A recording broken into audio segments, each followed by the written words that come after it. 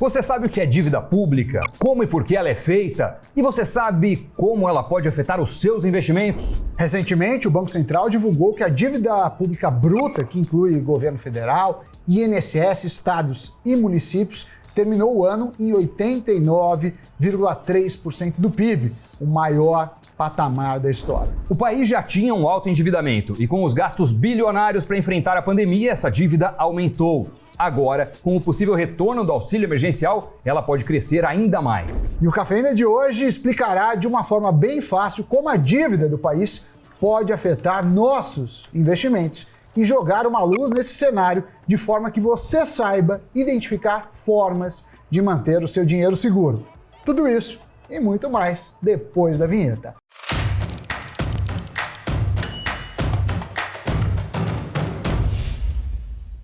Amiguinhos e amiguinhas, mais um Cafeína. Esse é um tema necessário. Sim. Às vezes chato para alguns, porém necessário por diversos motivos. Tentaremos deixá-lo mais palatável, né? Sem dúvida. Porque dívida pública, você não acorda às 6 da manhã e fala... Quero falar da dívida. Quero ouvir tudo sobre dívida pública. Não tem como. Não tem como. Por isso, o Sam está particularmente entusiasmado hoje. Uma loucura. Para fazer esse tema ser tentar mostrar a importância dele. Esse é o nosso trabalho. Então vamos lá. Entre eles, a gente vai tentar mostrar como a dívida de um país impacta no seu bolso. A dívida pública, em resumo, é a soma de todas as dívidas que um país tem. Mas o valor isolado não quer dizer muita coisa. Então, geralmente, é feita uma relação com o PIB, o Produto Interno Bruto. Assim, é possível estimar o tamanho do endividamento de um país em relação à sua economia e, portanto, a capacidade do governo de honrar essa dívida. E por que um governo faz dívida? Teoricamente, para fazer investimentos, para melhorar a qualidade da população. Mas tem países, como o Brasil, que se endividam para gastos correntes, como é o caso da folha de pagamento. E por que, obviamente, e isso acontece porque gastam mais do que arrecadam. É como aquele seu cunhado que teima em querer viver um padrão de vida acima da própria renda, acima do salário. E a gente sabe onde isso termina, certo? Não é normalmente um episódio de final feliz, mas para financiar o que gasta mais do que arrecada, o governo precisa tomar dinheiro emprestado. É aí que o governo emite títulos públicos para captar dinheiro em troca de uma remuneração futura. E investidores como você, como eu, como Sammy Boy, podem comprar esses títulos, onde lá no Tesouro Direto.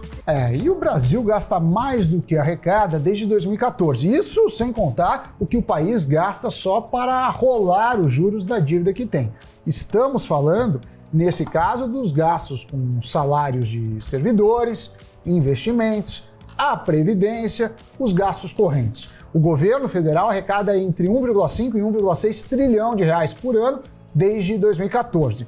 Isso se a gente levar os valores corrigidos pela inflação. E entre 2014 e 2019, gastou 650 bilhões de reais a mais do que arrecadou. Você não viu errado, estou falando de 650 bilhões de reais em 6 anos, o que dá mais de 100 bilhões por ano.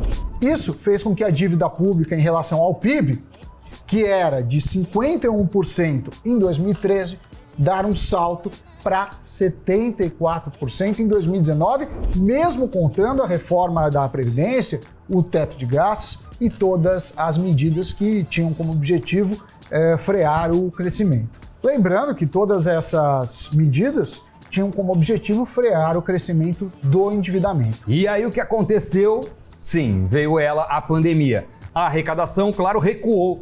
E recuou quanto? 7% em 2020. Os gastos acabaram disparando. Assim, o déficit foi de 743 bilhões de reais só no ano passado. A dívida pública em relação ao PIB disparou para 89%, o maior patamar da história. E para resolver esse problema, só há duas saídas. Ou corta gasto, ou aumenta a receita. Justo. Se não fizer nada, a situação logo menos se torna insustentável. O problema é que nem o governo, nem o Congresso querem cortar gastos. Pelo contrário, eles querem aumentar os gastos, ainda que necessário, com o intuito do auxílio emergencial.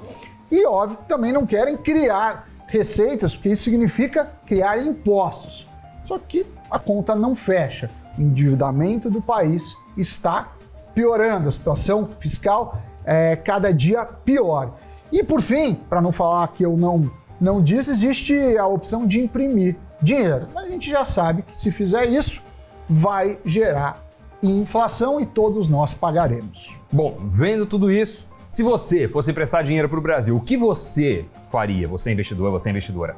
Cobraria uma taxa de juros maior porque o risco aumentou, certo? É exatamente o que acontece. E a curva de juros futuros acaba subindo. E qual é o medo do mercado, digamos assim, né? De quem empresta dinheiro para o governo? É de que o governo precise cada vez mais dinheiro. E se isso acontecer, será necessária uma taxa de juros cada vez maior para atrair novos investidores. Então, a situação, no limite, poderia se tornar insustentável. Claro que tem um longo caminho até a situação sair do controle. Mas a expectativa em relação à situação fiscal só piora. E isso já está projetado nos indicadores de mercado. Investidores acabam pondo menos dinheiro no país, empresas também. Enfim, a nossa economia perde diante desse risco que estamos tendo. E não faz muito tempo que a gente viu uma situação dessa aqui no Brasil. E aí, quando a gente fala em movimento da curva de juros, por exemplo, os investidores que têm títulos do Tesouro pré-fixados ou atrelados à inflação, que portanto tem uma parte da sua remuneração fixa, veem os seus papéis se desvalorizarem, né? Quando a curva sobe mais do que o esperado. Resumindo, se a taxa sobe em relação ao que estava, o preço cai. Quando a taxa desce, o preço sobe. Nesse caso, piora da situação fiscal, aumenta o risco. Você quer uma taxa de juros maior, preço cai. E as ações também podem cair, porque não deixa de ser uma projeção ruim para as empresas. Então você fala assim, nossa economia vai piorar, então os investidores também refazem, reestimam os fluxos das empresas, piorando o valor. E tem outra coisa, Dani. Quando você vai abrir uma empresa, você fica pensando no retorno. Toda empresa tem o custo médio ponderado de capital, que é conhecido para quem estudou finanças como WACC, em que você tem um retorno ao risco. Então você fala assim, beleza, você quer abrir um restaurante, se a Selic está 2, eu vou querer ganhar 5, 6 pelo risco.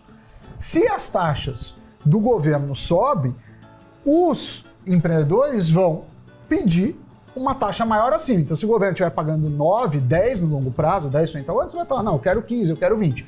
Com isso, muitos projetos que eram viáveis antes, com uma taxa menor, não são agora. Então, tem esse lado também. Se você pode ganhar dinheiro, remuneração interessante, correndo pouco ou nenhum risco, por que você vai correr um risco muito maior se a remuneração não for maior, né? Então, sempre que a taxa básica sobe, para os demais investimentos, naturalmente, quem aplica vai querer um retorno maior.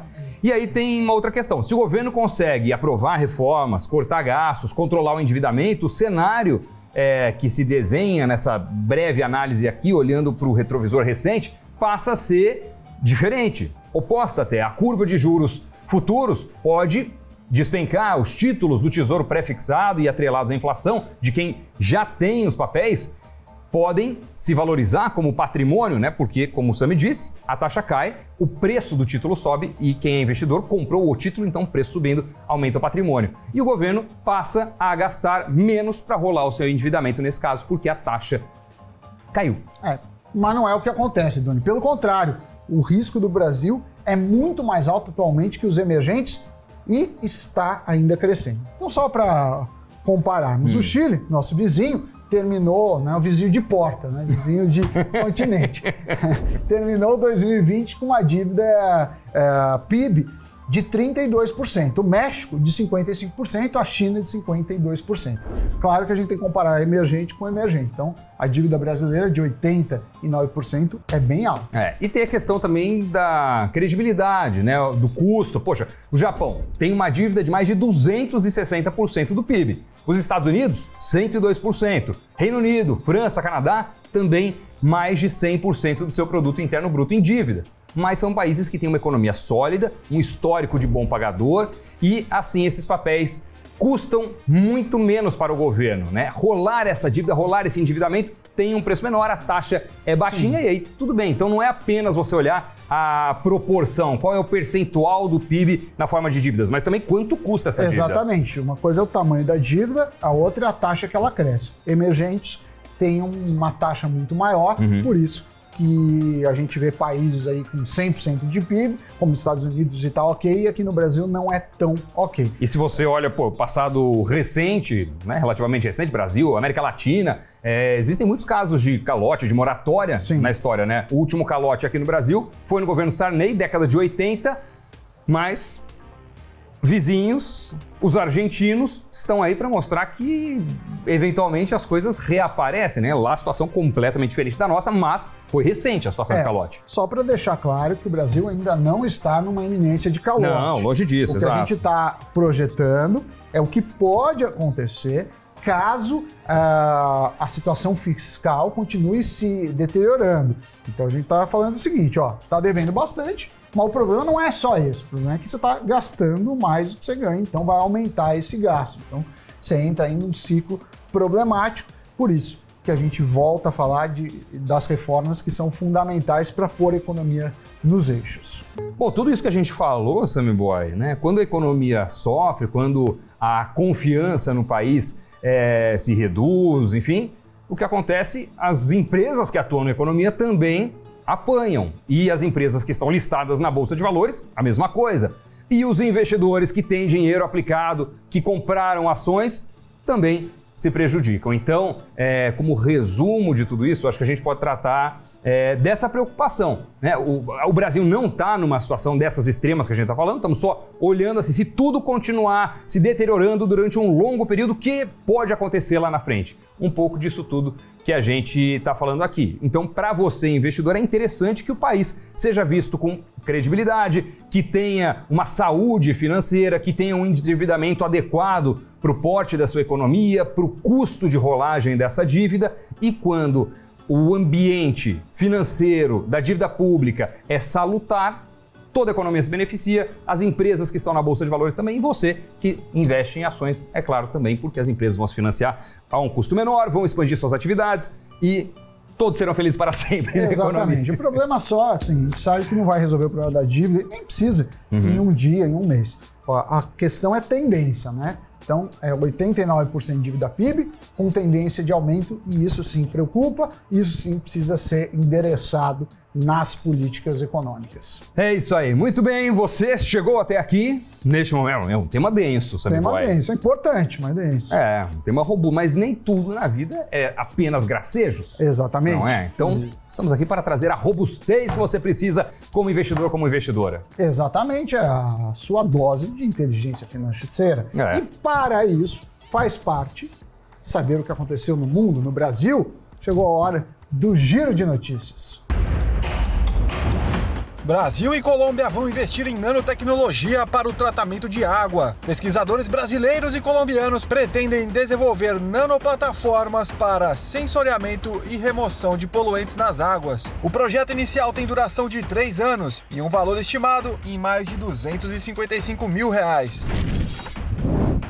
Pfizer e BioNTech anunciaram um estudo internacional com 4 mil voluntários para avaliar a segurança e eficácia de sua vacina contra a Covid-19 em grávidas. Dados compilados até agora sugerem que mulheres grávidas têm risco maior de desenvolver Covid de forma grave. Há também maior incidência de complicações na gravidez, como parto prematuro, quando comparado com grávidas não infectadas pelo vírus.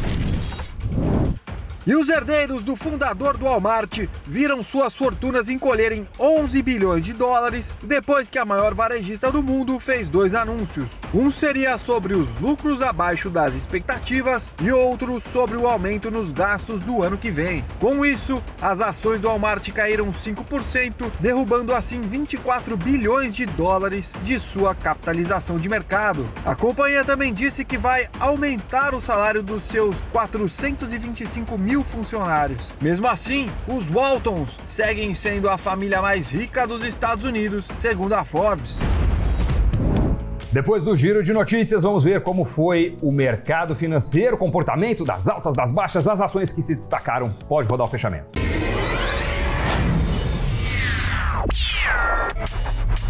O Ibovespa fechou em queda na sexta-feira de 0,64% aos 118.431 pontos, reagindo às notícias envolvendo a Petrobras. Há temores sobre riscos quanto à autonomia da estatal e da sua política de preços de combustíveis. As ações da petroleira registraram forte baixa, o que reduziu o seu valor de mercado em 28 bilhões de reais. As maiores altas da semana foram de Embraer, PetroRio e CSN. Já as maiores baixas de CVC, CEMIG e Sabesp. Já o dólar recuou 0,99% e encerrou o dia negociado a R$ 5,38.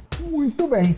É isso. É isso, um programa, espero que vocês tenham gostado, que tenha ajudado aí a entender a importância das reformas, o que acontece no Brasil, e vamos tocando a vida e nos vemos aqui pelo Invest News. Tchau, tchau.